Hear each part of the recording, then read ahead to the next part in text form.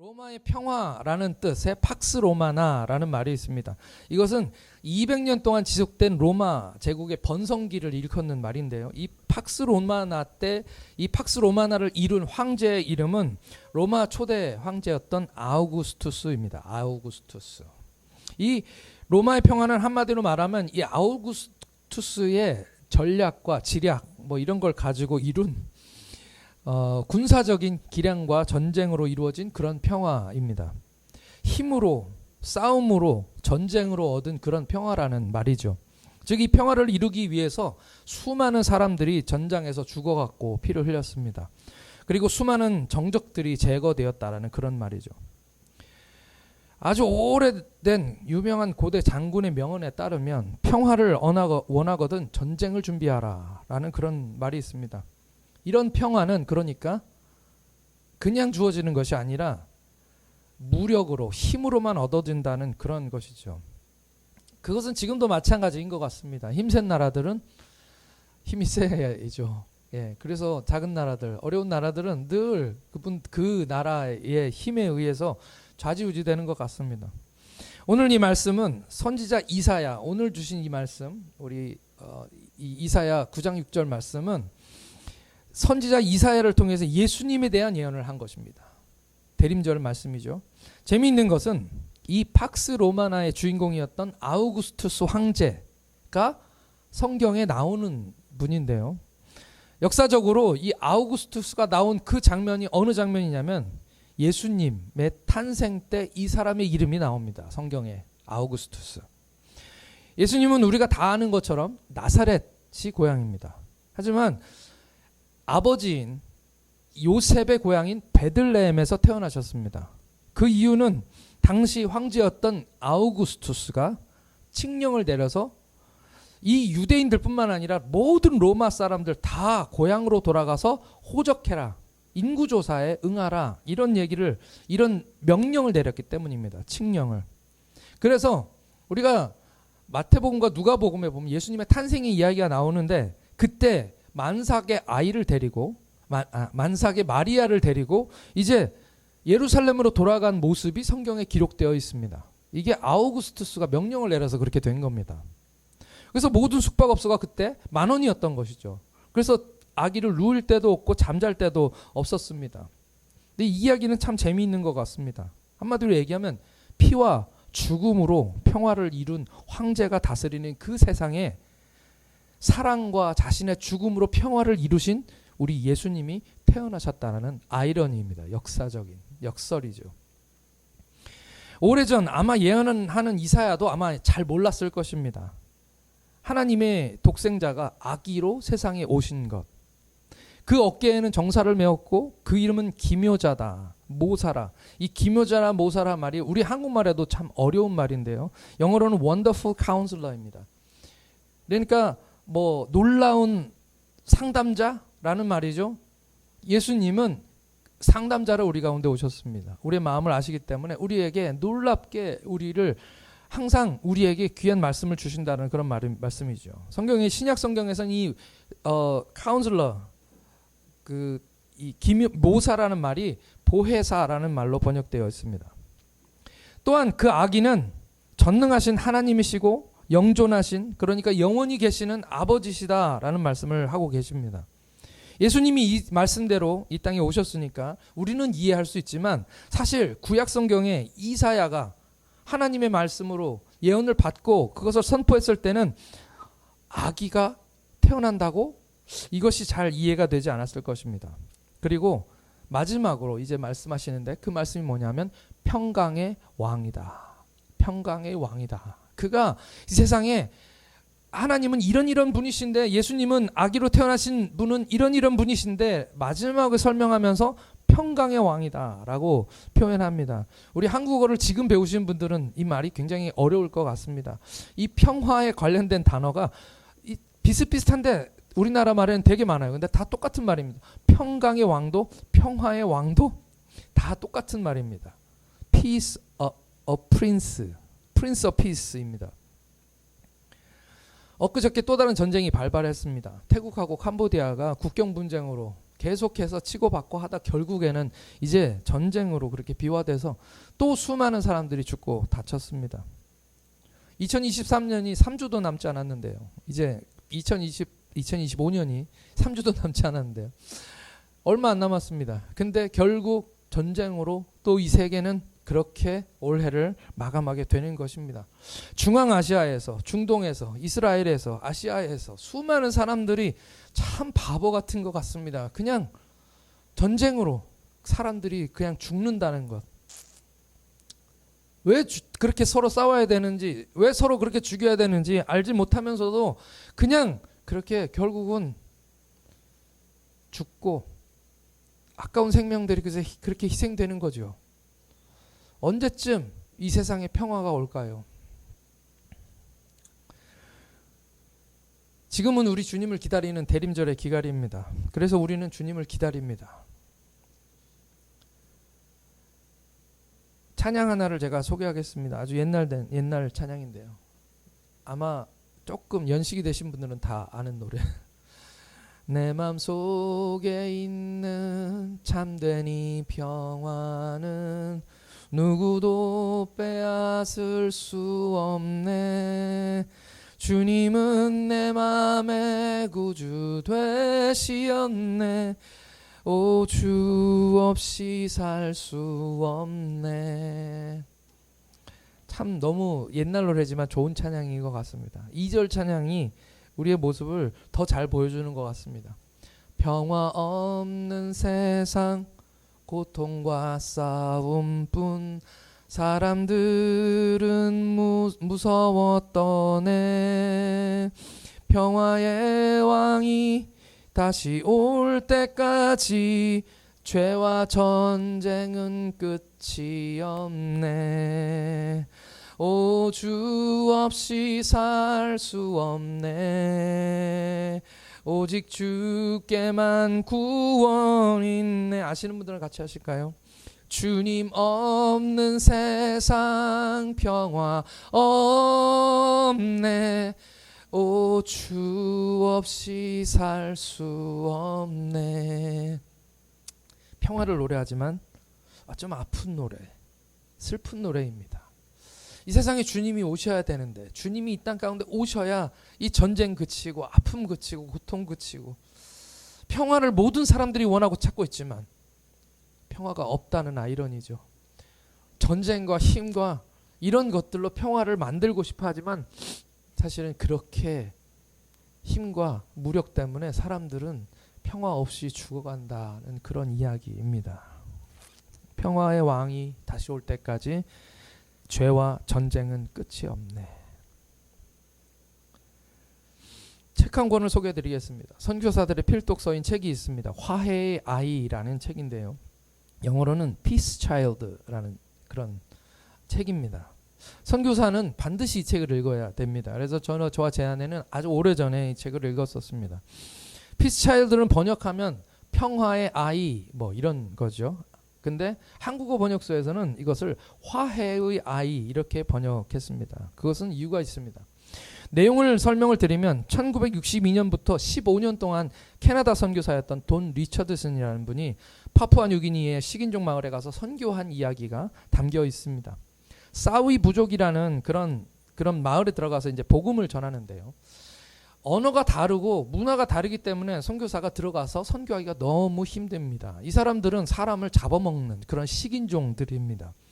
그래서 들어가서 갔는데 우리가 머릿속으로 상상하듯이 뭐 옷도 제대로 안 입고 그냥 그런 사람들입니다.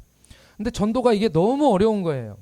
그 이유 중에 하나는 이 사람들이 가진 아주 독특하고 특별한 문화 때문이었습니다.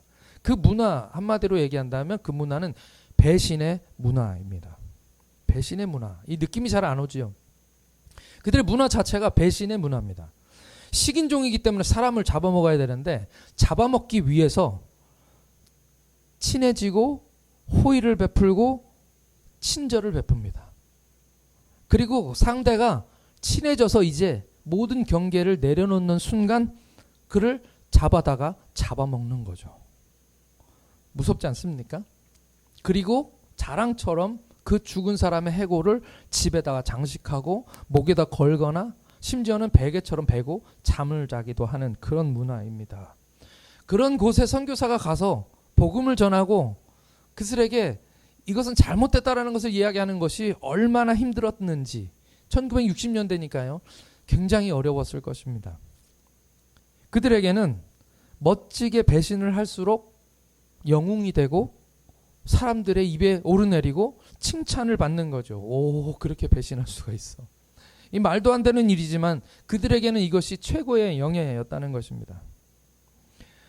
선교사님이 그들에게 복음을 전하고 예수님의 이야기를 하는데 예수님의 이야기, 성경의 이야기를 사복음서의 이야기를 전하잖아요.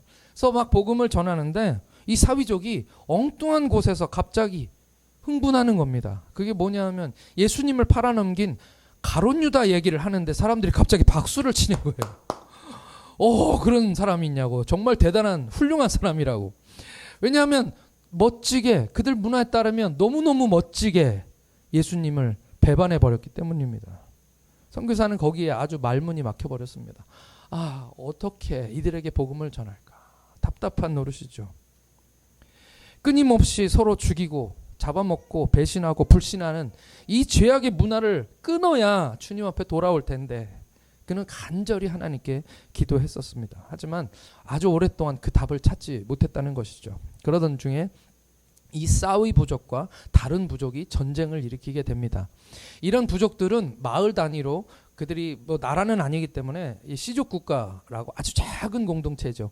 이 마을들이 서로 싸움이 시작되면 전쟁이 벌어집니다.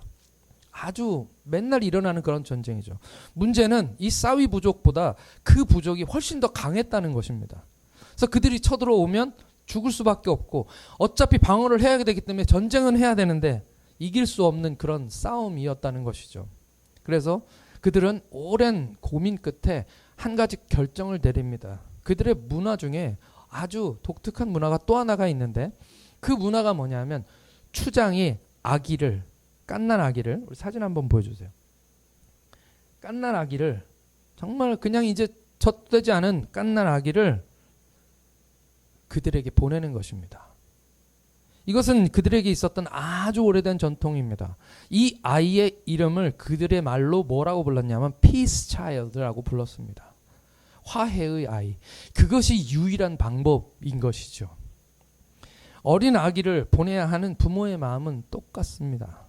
마지막까지 울고 불고 그 아기가 거기에 가서 살아남을 수 있을지도 확실하지 않은 그냥 데려가서 잡아먹으면 끝나거든요. 그런데 그 아기를 이제 보내야 하는 것입니다.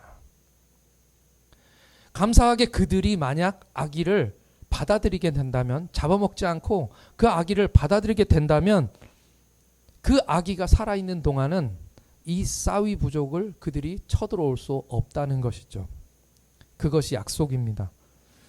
그래서 아무리 화가 나는 일이 있어도 어떤 분쟁이 생기거나 문제가 생겨도 이 사위 부족도 그 부족에게 싸움을 할 수가 없습니다.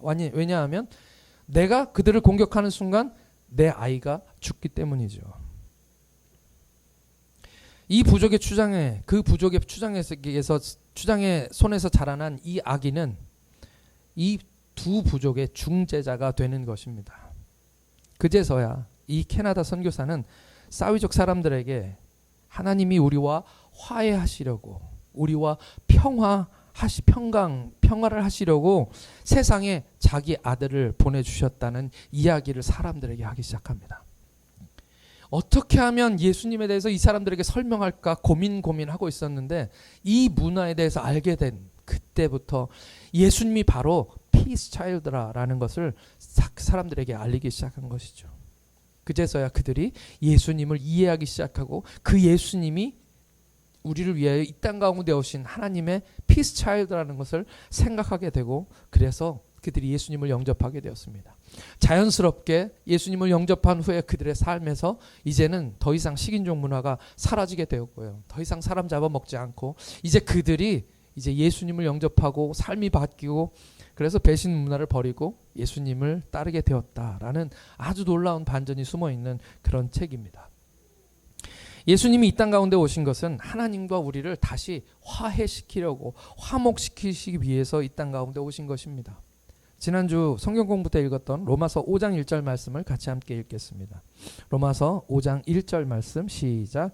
그러므로 우리가 믿음으로 의롭다 하심을 받았으니 우리 주 예수 그리스도로 말미암아 하나님과 화평을 누리자. 또 다른 단어가 나와서 헷갈릴 수 있는데 평화, 화평 다 같은 피스라는 말입니다. 평화라는 말이죠. 샬롬, 샨티 맞나요? 샨티? 살람. 우리 인도 찬양 중에 샬롬 샨티야 살람이라는 찬양이 있습니다. 네. 예수님이 화해의 아이가 되셔서 더 이상 심판은 없습니다. 할렐루야. 죄를 지어서 당연히 우리가 심판받아 마땅하지만 예수님께서 평화의 아이가 되셔서 이 땅 가운데 오셨기 때문에 이제 다시 처음 하나님이 창조하셨던 그 에덴 동산처럼 하나님과 함께 거닐고 하나님과 함께 대화하고 하나님과 함께 살아갈 수 있는, 하나님이 그토록 원하셨던 임마누엘의 삶이 우리 삶 가운데 이루어지게 된 것입니다. 할렐루야. 그래서 우리는 평화를 누리게 된 것이죠. 그것이 하나님과 우리를 화목케 하시려는, 화해케 하시려는, 피스하게 하시려는 하나님의 계획이신 것입니다. 두 번째로 주님이 주시는 이 평화는 우리 마음속에 있는 평화입니다. 며칠 전 뉴스에 신라호텔의 CEO인 삼성 이건희 회장의 딸 이부진 씨가 기사가 나왔습니다. 부자죠. 엄청 부자입니다. 아들이 이번에 수능 시험을 봤는데 고득점을 했다는 겁니다. 어제 저녁 뉴스를 제가 봤는데 서울대 경영학부에 합격이 됐다는 그런 뉴스를. 예.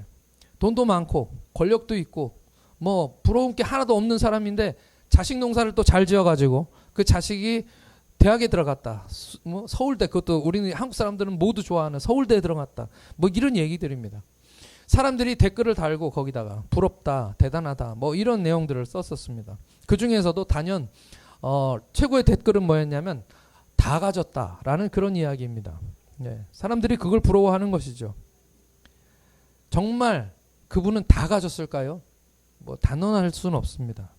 물론 아들이 공부 잘해서 좋은 대학에 갔다 하면 당연히 그분들은 좋겠죠. 하지만 제 생각에 사람들이 부러워할 만한 것들을 다 가졌다 할지라도 그 마음이 진정 평화가 있을까요? 라는 질문입니다. 정말 그 마음이 평안할까요? 부자들이 사는 세상은 정말 평안한 삶일까요? 아마 우리가 알지 못하는 그런 그들만의 어떤 아픔들, 고통들, 싸움들, 그런 것들이 있지 않을까 저는 생각합니다. 많은 사람들이 그렇죠. 우리가 알듯이 가진 것과 평안은 다릅니다. 평안은 항상 상황이나 조건에서 나오는 것이 아니라 믿음에서 나오는 것입니다. 오늘 우리는 말씀 가운데서 그것을 알 수 있습니다. 모든 것을 다 가졌을지라도 두려운 것은 그냥 두렵습니다. 앞으로 어떤 일이 일어날 것인가에 대해서 모르는 것은 세상 사람들이 다 똑같습니다. 모든 사람들이 다 앞의 미래를 알지 못하기 때문에 그 두려움이라는 것은 모든 사람에게 아주 공평하게 평등하게 주어진다는 것이죠. 제 이야기를 하나 드리겠습니다. 제가 아주 어렸을 때 제가 기억이 가물가물할 때입니다. 아마 에릭 정도의 나이였을 것 같은데요. 기억이 너무 없으니까 생각이 안 납니다. 어머니하고 어디를 갔다 오는 길이었습니다. 비가 부슬부슬 내리고 아마 날씨가 굉장히 추웠던 것 같습니다. 제 기억에 그렇습니다. 우산이 없어서 어머니하고 제가 비를 맞았습니다. 제가 걸었을 때니까 아마 에릭 정도 됐을 것 같습니다. 제 기억에 제 몸이 젖어서 축축하고 추웠습니다. 입에서 입김도 막 나왔던 것 같고요. 그래서 버스를 기다리는데 바람이 부니까 제가 막 온몸이 덜덜덜 떨리는 겁니다. 막 너무너무 추워서 덜덜덜 떨고 있었습니다. 그렇게 떨고 있었는데 어머니가 저를 등에 업었습니다. 제가 떨고 있으니까. 제가 어머니 등이 업힐 정도로 작았던 것 같습니다. 그리고 어머니가 저를 겉옷으로 덮어주었습니다.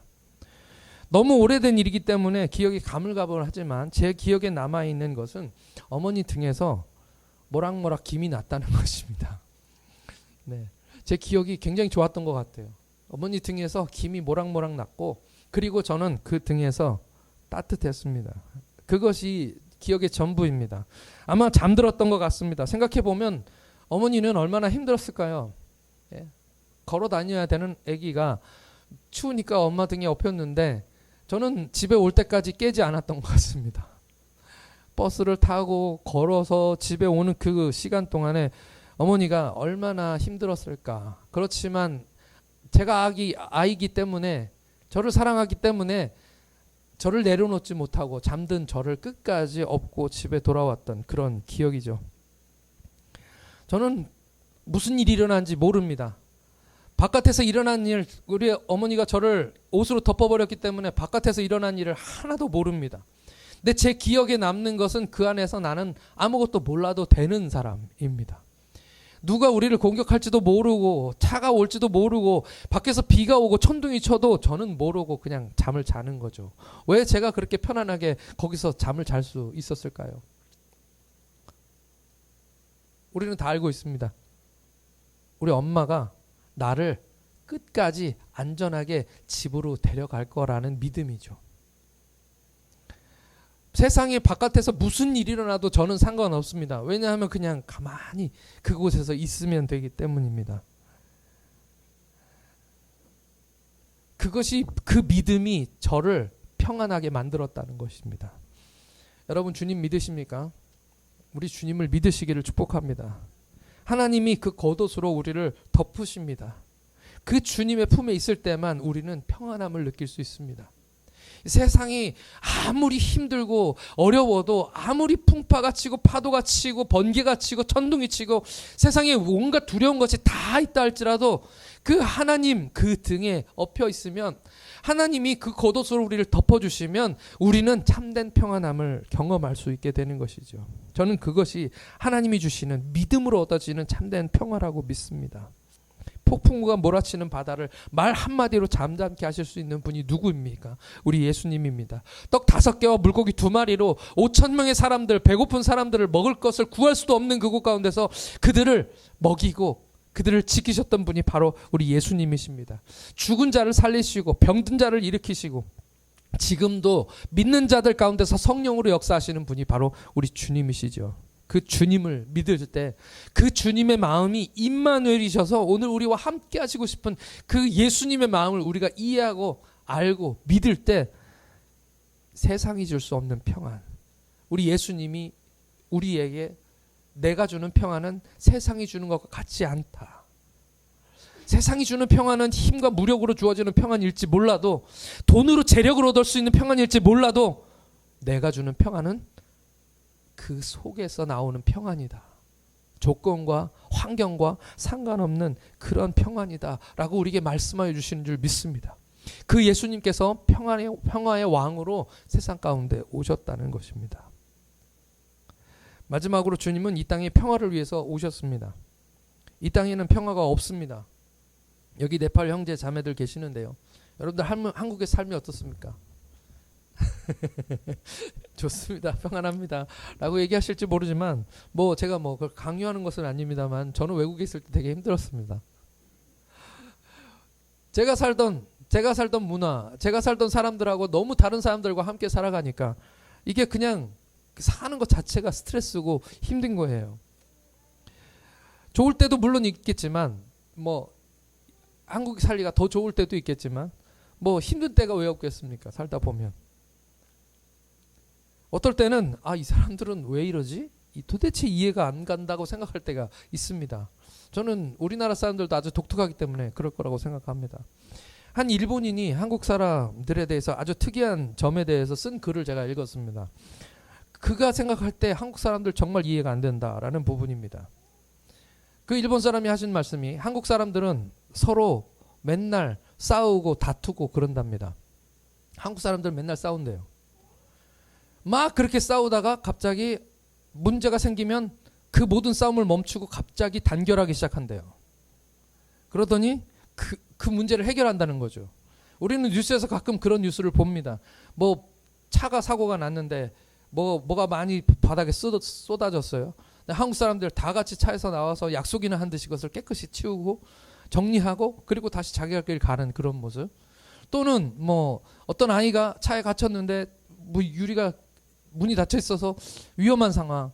한국 사람들이 다 같이 달려들어서 그 문을 다 열고 아이를 구출해내는 그런 모습. 이런 단결의 모습들 우리 한국 사람들에게만 보여주는, 뭐 다른 사람들도 그렇겠지만 특별히 한국 사람들은 그런 게 좀 많은 것 같습니다. 예를 들어서 외국과 축구 경기라든지 운동 경기를 했을 때 다 같이 모여서 단결을 해서 다 같이 응원합니다. 그런 모습이 한국 사람들의 모습인 것을 그 일본 사람이 아는 거죠. 더 재밌는 것은 그분이 하신 말씀이 그렇게 단결해서 문제를 해결하고 난 다음에 다시 제자리로 돌아가서 다시 싸우기 시작한답니다. 그게 한국 사람들의 모습이라는 거죠. 외국 분들이 볼 때 좋은 점들도 있겠지만 힘든 것도 분명히 있을 것입니다. 그러니까 결국에는 내 나라 돌아가고 싶다, 우리 집에 가고 싶다라는 생각을 하시게 되는 거죠. 제 생각에는 우리나라만큼 인종차별이 심한 나라도 별로 없는 것 같습니다. 제가 만난 많은 사람들이 그랬습니다. 아니라고 하지만 실상은 그렇지 않을 때가 훨씬 더 많죠. 심지어 한국 사람들끼리도 서로 차별하고 싸우고 그러는데 외국 분들에야 오죽하겠습니까? 유대인들도 마찬가지죠. 예수님이 부활하시고 성령이 임하시고 교회가 세워졌습니다. 그렇지만 여전히 그 유대인들 사회에서도 차별과 다툼, 나눔들, 싸움들이 가득한 것을 우리는 성경을 통해서 알고 있습니다. 하나님이 교회에 박해가 일어나게 하셔서 유대인 기독교인들이 여러 곳으로 흩어졌습니다. 그렇게 지방, 이방 사람들의 지역에 교회가 생기고 그들이 예수님을 믿게 되었습니다. 바울은 그 일로 통해서 1차, 2차, 3차로 전도여행을 하면서 이제는 예루살렘에 모여서 유대인들끼리 모였던 그런 예배 하나님의 교회가 아니라 전 세계로, 그때 당시 로마 지역으로 이제 교회들이 다 흩어집니다. 그때 투르키 사람들, 지금의 투르키 사람들, 그리스 사람들, 이탈리아 사람들, 그들이 예수님을 믿고 다 거기에 교회들이 생깁니다. 그런데 여전히 그 삶을 들여다보면 하나 되지 못합니다. 싸우고 미워하고 조건을 따지고 인종과 피부색으로 출신 성분들 이런 것들 가지고 외적인 것을 가지고 서로 나뉘고 다투는 모습을 우리는 성경에서 계속 봅니다. 이 이방인들 교회와 유대인들 교회가 하나 되지 못하니까 바울은 그에 사는 날 동안 계속해서 화해해라, 하나 되라, 다투지 마라, 평화를 누리자라는 얘기를 계속해서 하고 있는 겁니다. 우리가 잘 아는 오늘 부른 찬양의 주제가 되는 찬양이 에베소서 2장에 나오는 찬양입니다. 말씀입니다. 좀 길지만 이 말씀을 같이 묵상하면서 읽기를 원합니다. 함께 읽겠습니다. 제가 먼저 12절부터 13절까지는 제가 읽겠습니다. 그때에 너희는 그리스도 밖에 있었고 이스라엘 나라 밖의 사람이더니 약속의 언약들에 대하여 외인이요 세상에서 소망도 없고 하나님도 없는 자더니 이제는 전에 멀리 있던 너희가 그리스도 예수 안에서 그리스도의 피로 가까워졌느니라. 14절 말씀부터 우리 같이 한 목소리로 읽겠습니다. 생각하시면서 천천히 읽겠습니다. 시작. 그는 우리의 화평이신지라 둘로 하나를 만드사 원수된 것 곧 중간에 막힌 담을 자기 육체로 허시고 법점으로 된 계명의 율법을 폐하셨으니 이는 이 둘로 자기 안에서 한 세 사람을 지어 화평하게 하시고 또 십자가로 이 둘을 한 몸으로 하나님과 화목하게 하려 하심이라. 원수된 것을 십자가로 소멸하시고 또 오셔서 먼데 있는 너희에게 평안을 전하시고 가까운 데 있는 자들에게 평안을 전하셨으니 이는 그로 말미암아 우리 둘이 한 성령 안에서 아버지께 나아감을 얻게 하려 하심이라.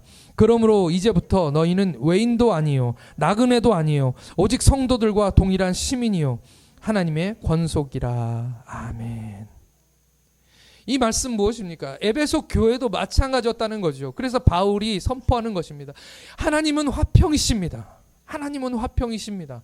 하나님과 우리 사이에 막힌 담을 허무셔서 예수님이 십자가에 죽으심으로 말미암아 하나님과 우리 사이에 막힌 담을 허무셨습니다. 그것이 화평이란 말이죠. 또 어떻게 하셨다고 말씀하십니까? 이제 너희들은 이방인 아니다.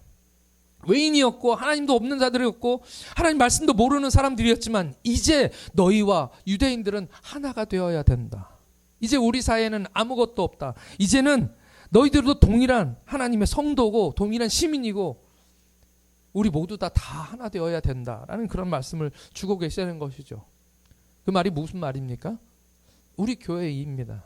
우리 교회는 인종과 언어와 다른 그런 것 상관없이 하나 될 수 있는 그런 교회 되시기를 축복합니다. 그것을 위해서 하나님이 이 땅 가운데 오셨다는 것이죠. 저는 우리 교회가 하나님이 주시는 많은 복들로 인해서 많은 다양한 민족들, 다양한 사람들이 함께 모여서 예배할 수 있는 그런 교회가 되길 축복합니다.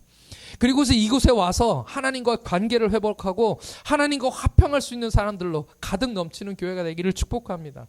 그리고 하나님이 우리에게 주신 그 복을 가지고 전 세계 열방 가운데 가서 선교하고 복음을 전하고 하나님을 알지 못하는 사람들에게, 예수 그리스도를 알지 못하는 사람에게 복음을 증거할 수 있는 그런 교회 되기를 축복하는 것입니다. 할렐루야.